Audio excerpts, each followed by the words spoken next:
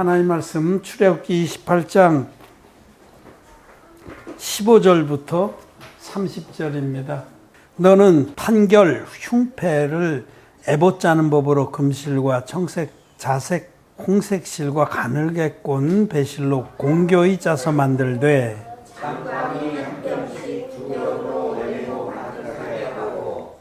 그것에 네 줄로 보석을 물리되 첫 줄은 홍보석, 황옥, 녹주옥이요 셋째 줄은 호박, 백만호, 자수정이요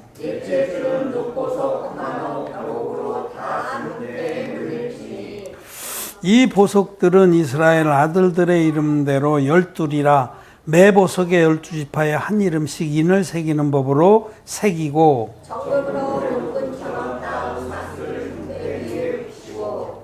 또 금고리 둘을 만들어 흉패 위 곧 흉패 두 끝에 그 두 고리를 달고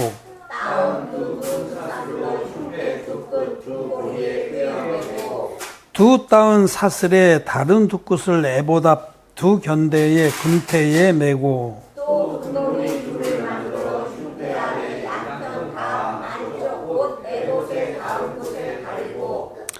또 금고리 둘을 만들어 에봇 앞 두 견대 아래 매는 자리 가까운 편 곧 공교히 짠 띠 위편에 달고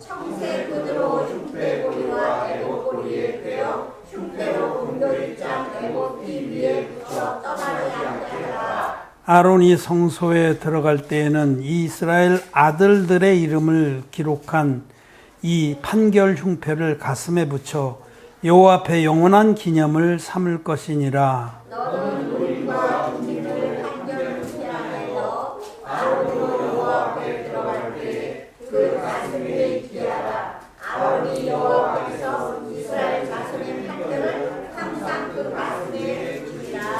아멘.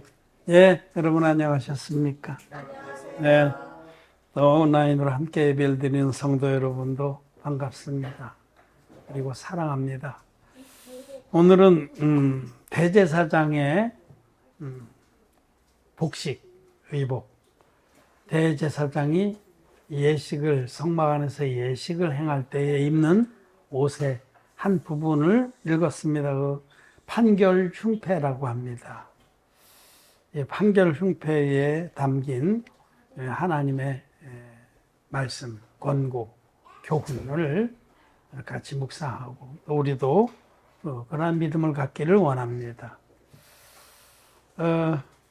대제사장의 옷은 아주 화려하죠. 그래서 이제 오늘 우리가 읽은 부분에 이제 판결 흉패인데 그 흉패를 에봇 위에 달았습니다. 가슴 흉자, 가슴에 다는 패다, 판이다 이런 뜻입니다. 영어 성경에는 breast plate라고 해요. plate라는 건 판이라는 거거든요. 판, 가슴에 다는 판, 판결 흉패. 이것이 제사장, 대제사장의 가슴에 늘 있었습니다. 성막에서 자기의 직무를 행할 때 항상 이 판결 흉패가 가슴에 있었어요. 대제사장의 복식은 참 화려했죠. 그래서 정말 저분이 대제사장이구나 이것을 금방 알 수가 있습니다. 일반 제사장들하고는 복식 자체가 완전히 다르니까 두건도 쓰고 앞에는 정금으로 된 황금 띠를 띄우고 여호와께 성결이라고 그리고 또 에봇 받침 속옷도 청색으로 입고 맨 속옷도 입고 그리고 그 위에 에봇이라는 걸 입어요. 에봇은 이 앞치마 형태로 돼 있는데 앞뒤로 이렇게 그리고 에봇 위에 이 흉패를 붙인 겁니다. 사진 한번 먼저 띄워놓고 설명을 할게요. 백문이 불여일견이라고 그림을 봐야 우리가 훨씬 이해하기 쉽습니다. 대제사장입니다. 대제사장이 앞에 지금 가슴에 단 천인데 두껍게 짠 천이에요. 청색, 자색, 홍색 실과 가늘게 꼰 배실. 이 네 가지 실이 성막에서 기본적으로 쓰이는 실입니다. 이 실 자체에 영적인 그 의미가 게시되어 있습니다. 고운 배실은 그 세미한 말씀, 이 성경 말씀을 말하는 고운 배실. 다 고운 배실의 위에 모든 것이 우리에게 주어졌습니다. 그래서 청색자색 홍색실은 이 진리의 복음, 물과 피와 성령의 복음을 계시하는 겁니다. 청색은 물의 색깔, 세례, 예수님의 세례와 홍색은 십자가에서 흘리신 피, 그리고 자색실은 예수님 왕이다 라는 뜻인데, 예수님이 하나님께서 육신을 입고 오신 분이다라고 증거하는 성령의 증거를 말합니다. 그래서 요한에서 5장 8절에 성령과 물과 피가 합하여 하나니라 하는 그 말씀과 맞는 겁니다. 청색, 자색, 홍색실과 이 고운 배실 위에 성경 전체에 이 진리가 계시되어 있는 겁니다. 그래서 성막도 성막에 들어가려면 동쪽으로 난 성막 뜰문부터 이 청색, 자색, 홍색실과 고운 배실로 짜 있어요. 이게 복음이 아니면 하나님 나라에 들어갈 수 없다는 겁니다. 이 진리의 복음, 성령과 물과 피가 합하여 하나님 이 복음 외에는 하나님 나라에 들어갈 길이 없습니다. 오직 이 진리의 복음을 통해서만 성막 안에 들어갈 수가 있는 거죠.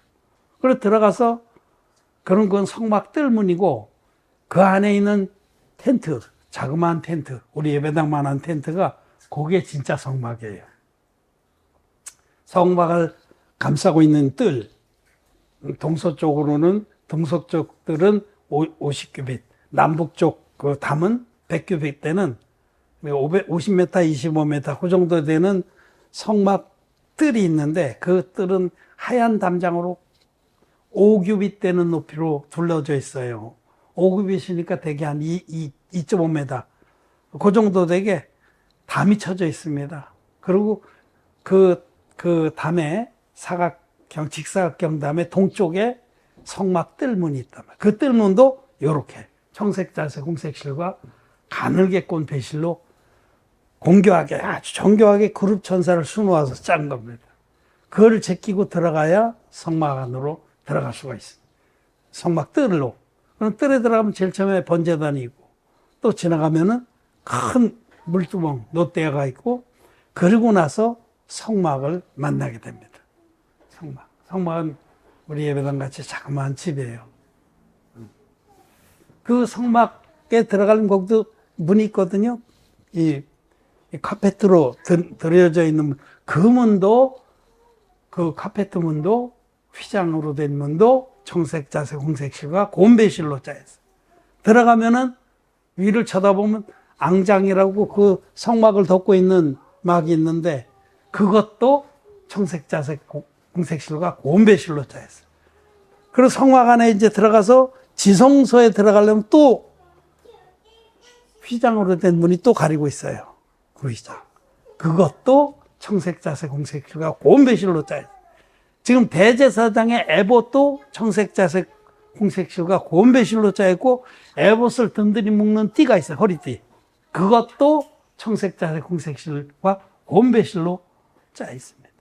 그리고 이제 오늘 우리가 보고자 하는 흉패, 판결 흉패도 청색, 자색, 홍색실과 고운 배실로 되어 있습니다. 하나님의 진리의 복음은 성령과 물과 피가 합하여 하나님 이 복음 외에는 전혀 없습니다. 다른 복음은 없나니 누구든지 다른 복음을 전하는 자는 저주를 받을지어다. 이 성경대로의 복음, 구약과 신약의 공이 증거하는 이 성경대로의 복음 외에 다른 복음들, 십자가의 피만의 복음을 전하는 자들은 저주를 받습니다. 믿는 자들도 저주를 받습니다. 왜냐하면 그거는 하나님이 주신 복음이 아니기 때문에. 그 복음 믿는 자는 죄가 있습니다. 그리고 죄가 있는 죄인들은 반드시 족합니다. 죄의 삭은 사망입니다. 자, 이제 대제사장의 에봇은 이렇게 앞치마처럼 되어 있는데 앞뒤판으로 되어 있어요. 어깨에 견대라는 것이 있어요. 어깨에 견대라는 게 있어. 그 견대에도 큰 보석을 물려서 각기 양쪽에 6지파씩 이스라엘 지파의 이름이 기록되어 있습니다. 그런데 이 흉패, 판결 흉패가 사실은 제일 화려하죠. 판결 흥패는 청색자색 홍색실로 공교하게 짜되 장광이 한 뼘입니다. 폭이 한 뼘, 높이가 한 뼘, 한 뼘 한 뼘. 한 20cm에서 20cm. 그 정도 크기예요. 자그마하죠. 가로가 한 뼘, 세로가 한 뼘 이렇게. 두 겹으로 짰습니다. 두 겹으로. 두 겹으로 짠 것은 그 속에 오림과 둔빔을 넣기 위한 겁니다. 두 겹으로. 그래서 두 겹으로 저기 지금 붙여 있는 게 그 판결 흥패인데 저기 청색자색 홍색실을 공격하게 짜고 이것이 가슴에서 떠나지 않도록 아주 견고하게 묶었습니다. 위쪽에는 이 판결웅패의 위아래 금고리를 달고 위쪽에는 금사슬로 어깨의 견대에 금고리를 해서 금사슬로 양쪽을 묶었어요. 아래쪽은 또 허리띠 윗부분에 금고리를 달아서 그쪽 금고리하고 판결웅패 밑에 있는 금고리 사진이 희미한데 거기하고 사이를 청색끈으로 단단히 묶었습니다. 그만치 예수님 세례가 가장 중요하다는 걸 말해요. 그렇게 대제사장의 복식 중에 판결웅패만큼 화려하고 또 아름답고 또 중요한 것은 없을 겁니다. 그렇게 붙여서 대제사장이 자기 직무를 수행할 때 절대로 가슴에서 떠나지 않게 하라 하셨습니다. 이것이 바로 판결흥패입니다. 이 판결흥패는 첫째 판결흥패가 주는 교훈은 판결충패거든요. 그 판결흥패는 이스라엘의 12지파의 이름들이 새겨진 보석이 4줄로 물려 있어요. 그 대제사장이 이스라엘 백성들 가운데 중대한 일들을 결정할 때에 그 판결패를 차고 우림과 둠빔에 의지해서 판결했습니다. 우림과 둠빔은 하나님 말씀을 계시합니다. 그 뜻이 빛과 의로움인데 하나님의 말씀이 빛이고 의롭습니다. 그래서 언제든지 대제사장은 항상 하나님의 말씀에 의지해서 백성들의 판결을 했습니다. 백성들이 어떤 문제를 제기하면 그것에 대해서 판결해주고 어떤 중대한 문제가 부딪혔을 때 나아갈 길을 제시해 줬습니다. 그래서 에봇 위에 가슴에 다는 이 판결흥패는 첫째 그 판결흥패가 주는 교훈 또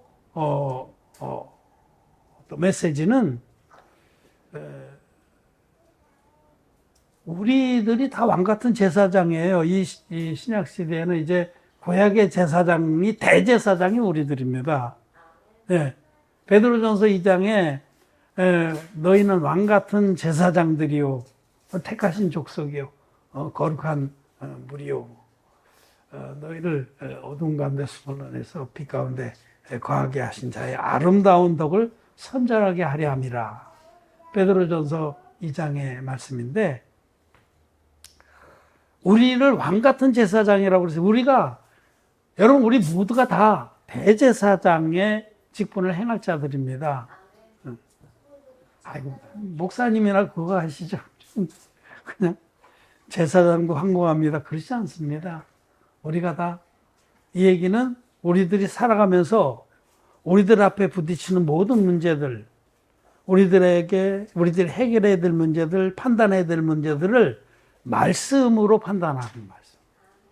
우림과 둠빔을 넣고 판결흥패 속에 가려져 있어요. 우리들 마음에도 하나님 말씀이 있습니다. 우리는 하루에도 수많은 문제에 부딪힙니다. 수많은 선택의 순간들이 옵니다. 그때마다 우리는 하나님의 말씀으로 판결을 해야 됩니다. 이것이 옳으냐 저것이 옳으냐. 자기 육신의 생각은 부인하고 하나님의 말씀으로 하나님의 뜻을 쫓아서 판단해야 된다라는. 우리는 대제사장입니다. 언제든지 우리 가슴에 판결 흉패가 붙어 있다는 걸 알아야 돼요. 그래서 우리가 살아가면서 우리는 언제든지 이 하나님의 말씀에 털을 두고 그 말씀을 쫓아서 생각도 하고 판단도 하고 말도 하고 또 어떤 일을 추진하기도 하는 것이 옳습니다. 근데 오늘은 제가 거기서 이제 한 발 더 나가서 이 판결은표의 두 번째 의미는 이 가슴에 12지파의 이름이 새겨진 보석이 물려 있는 거예요. 이거는 대제사장은 이스라엘 백성 전체를 늘 가슴에 품고 그들을 위해서 기도했다는 뜻입니다. 우리도 왕 같은 제사장들인데 우리도 하나님 나라를 위해서 기도해야 마땅하다라는 겁니다. 하나님 나라를 위해서. 보통 이제 제사 받고 아직 어리고 또 영적으로 이제 성숙지 않았을 때는 기도를 별로 안 합니다. 첫째, 안 해. 아예 안 해. 하루 종일 가도 예배 있는 날 와서 이런 부분을 기도하자 하면 그때 마지못해 하겠지만 하루 종일 일어나자마자 그냥 판결응편 벗어 던지고 자기 육신의 생각대로 하루 종일 삽니다. 그리고 저녁에 와서 그냥 TV나 좀 보고 그다음에 휴대폰이나 들여보다 잡니다. 그건 대제사장 아닙니다. 보통 어린 자들은 기도를 안 합니다. 기도의 분량과 기도에 드리는 믿음이 자기의 믿음의 현주소입니다. 그런데 이제 믿음이 좀 자라면 기도를 하기 시작해요. 왜냐면 하나님을 믿기 때문에. 기도를 안 하는 사람은 하나님을 안 믿는 거예요. 하나님이 살아계시고 하나님이 선하시고 하나님이 정말 우리들에게 하늘에 속한 모든 귀한 것들을 주기 원한다는 그런 믿음이 없어서 기도 안 하는 거예요. 하나님 믿지 않으니까 기도 안 하는 겁니다. 근데 믿음이 자라나면 기도합니다. 언제 기도하냐면 절실할 때. 조금 자라나면 이제 절실한 문제를 가지고 기도를 해요. 절실한. 자기의 절실한 문제. 그거 들고 기도를 하는 거예요. 절실한 일이 없으면 기도도 안 해요. 그래서 어려움을 겪는 게 영적으로 도움이 되는 거예요. 어려움을 겪어야 하나님께 기도를 하게 됩니다. 또 기도하는 것도 절실하고 간절하게 기도를 하게 되는 거죠. 어려움에 부딪혀야. 우린 때로는 자녀들 문제에 어려움을 부딪힐 때가 있어요. 그럴 때 하나님을 의지할 수밖에 없어요. 또 때로는 경제적인 문제에 어려움을 부딪힐 때가 있습니다. 그럼 그걸 들고 하나님께 간절히 기도할 수밖에 없어요. 그렇게 우리는 자기에게 닥친 간절한 문제들을 들고 나가서 기도를 하는 게 이제 보편적이죠. 그런데 대제사장은 가슴에 12보석이 물린 금태에 물려서 달렸어요. 보석이 빠지지 않도록 금태를 물려서 단단히 그 흉패에 고정시켰는데 12지파를 위해서 늘 기도했습니다. 이스라엘 백성 전체를 위해서 또 하나님 나라를 위해서 믿음이 좀 더 자라나고 자기가 입은 하나님의 은혜가 얼마나 큰지 알게 되면 기도의 지경이 넓어집니다. 맨 처음엔 자기만 위해서 기도했었는데 그 다음에는 자기를 위해서는 기도가 점점 줄어요. 꼭 필요한 건 하지만 오히려 기도의 지경이 넓어집니다. 오히려 하나님의 나라와 그 의를 구하는 데에 먼저 기도를 하게 돼요. 대제사장이 12지파를 가슴에 품고 늘 기도했듯이 우리들도 우리가 왕 같은 제사장이라면 우리들이 먼저 기도해야 할 것은 그 나라와 그 의를 위해서 기도하는 것이다 라고 가르쳐 주시는 겁니다. 기도가 자기 문제만 가지고 그것도 기도하는 게 참 귀한 거예요. 해야 됩니다. 그래서 하나님의 역사를 맛봐야 됩니다만은 기도의 지경이 넓어지는 거예요. 그래서 그 나라와 그 의를 위해서 기도하고 우리 성도들을 위해서 간구하고 성도들을 위해서 기도할 때 그냥 남의 다리 긁듯이 뭐 기도를 하는 것도 아니고 안 하는 거 입만 달싹달싹하고 그냥 형식적으로 기도해야 되니까 하나보다 그것이 아니라 정말 우리 형제 자매들의 일이 내 일인 것처럼 또 하나님의 나라를 위해서 절실한 마음으로 그렇게 기도하는 것이 합당합니다. 사도 바울은 빌립보 성도들에게 너희가 내 마음에 있으며 라고 얘기해요. 너희가 내 마음에 있으며. 사도 바울은 자기가 복음을 에서 교회를 세운 모든 교회들의 그 성도들이 그 마음에 늘 있었습니다. 바울의 서신들을 보면 얼마나 간절한지 몰라요. 에베소서를 보면 에베소서의 1장, 2장, 3장 계속 그 서신을 써주면서도 계속 기도를 합니다. 하나님께서 너희 눈을 밝히사 지혜 정신을 얻게 하시기를 원하며 영적인 그런 축복들을 그 영혼들을 위해서 계속 기도합니다. 저는 이 대제사장의 복식을 보면서 우리들이 왕 같은 대제사장이라고 하면 우리도 기도의 지경을 넓히는 것이 아름다운 일이다. 또 하나님이 기뻐하신 일이다. 라는 생각을 합니다. 제가 아침에 와서 기도하면서 정말 시간이 제약이 되니까 또 일도 해야 되고 그러니까 시간이 제약이 되지만 참 기도할 것이 얼마나 많은지. 우리의 기도는 경계가 없습니다. 먼저 그 나라와 그 일을 위해서 기도하고 먼저 믿음의 가정들을 위해서 기도하고 또 복음이 전파되는데 걸림이 되는 문제들 이런 거 지금 우크라이나 러시아 전쟁 이런 거 이런 것도 위해서 우리가 기도해야 돼. 하나님 이 전쟁을 빨리 종식시켜 주십시오. 이 전쟁으로 인해서 세계가 더 극한 혼란으로 들어가지 않도록 해주십시오. 그 간절히 기도합니다. 세계가 망가지지 않게. 그래서 아직 복음 전할 수 있을 때 우리가 복음을 힘있게 전할 수 있게 해달라고. 우리 나라를 위해서도 기도합니다. 이 나라가 지금 엄청난 그런 경제적인 불황이 스태그플레이션이 오고 있습니다.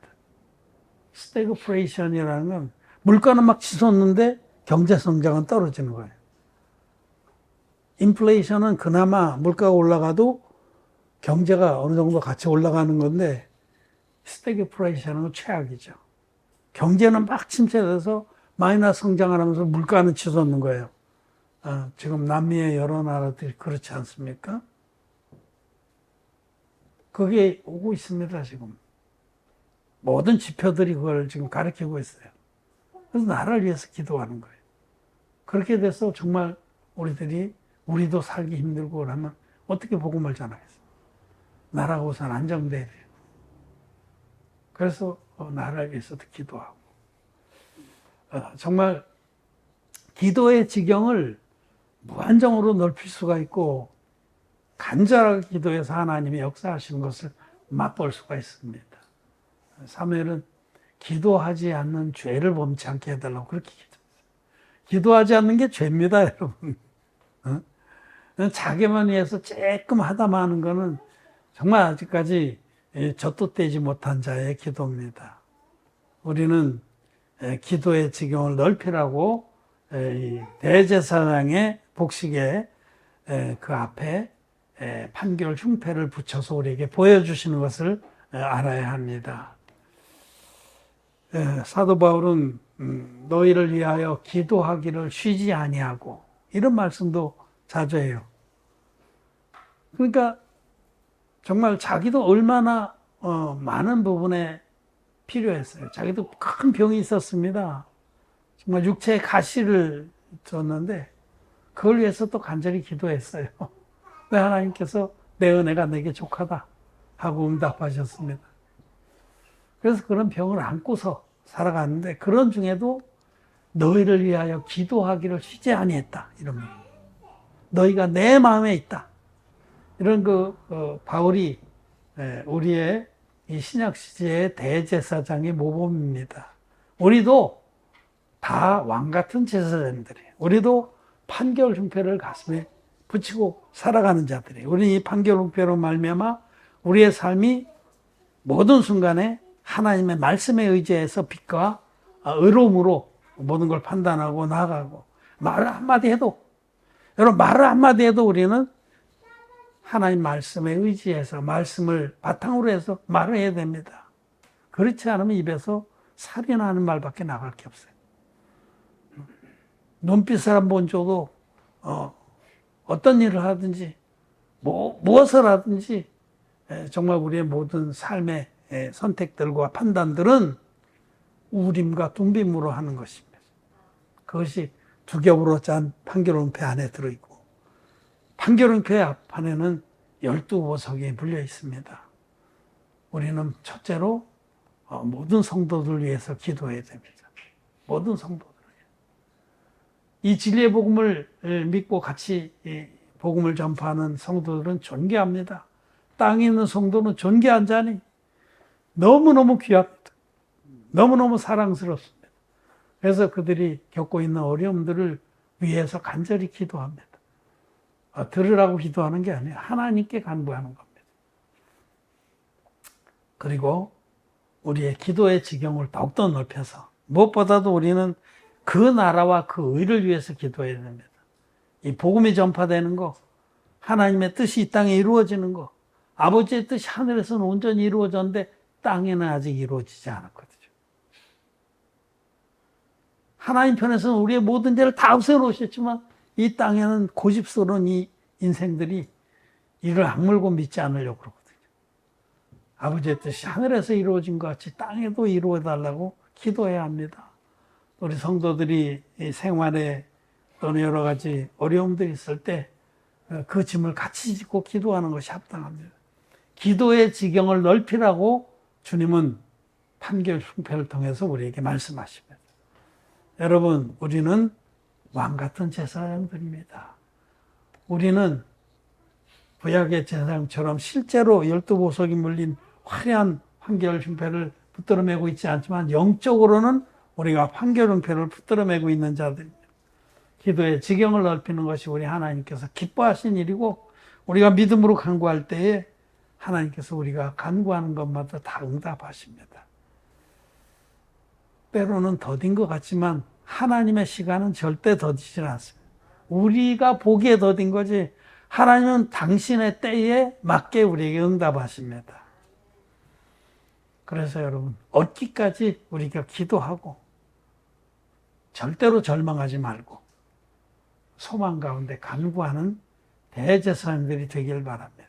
기도의 지경들을 넓히는 믿음의 사람들이 되기를 바랍니다. 말씀을 마쳤습니다.